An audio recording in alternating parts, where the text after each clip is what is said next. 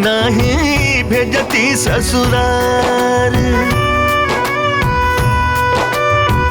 जनती की पपिया दी है तोहरा के मारी, नहीं भेजती ससुरार। जिंदगी भर रखती कुंवर बेटी, नहीं भेजती ससुरार। जिंदगी भर रखती कुंवर बेटी, नहीं भेजती ससुरार।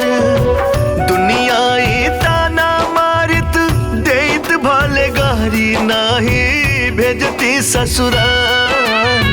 जिंदगी भर रखती कुंवर बेटी, नहीं भेजती ससुरार। जिंदगी भर रखती कुंवर बेटी, नहीं भेजती ससुरार।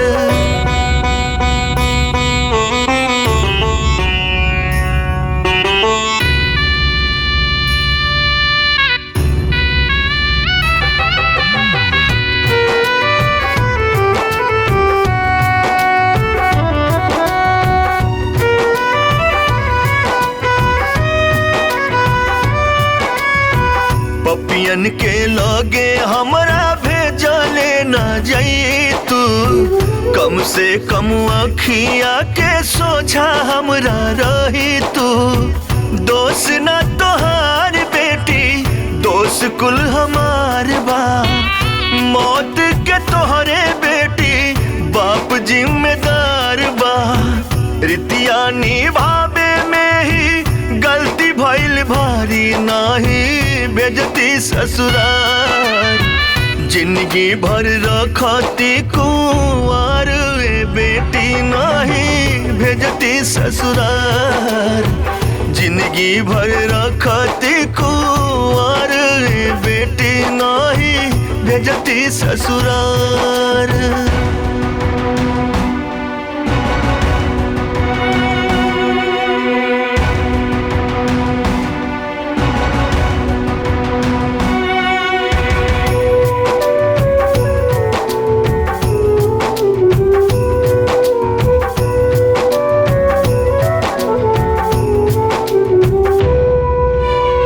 खिचलू बकैया बीतल यही जे लड़कैया, खेललू चहकलू बेटी यही अंगनैया। बिहार करे जा हमर फाट जाल छतिया, काहे न बेटी हमर आ जल मौतिया।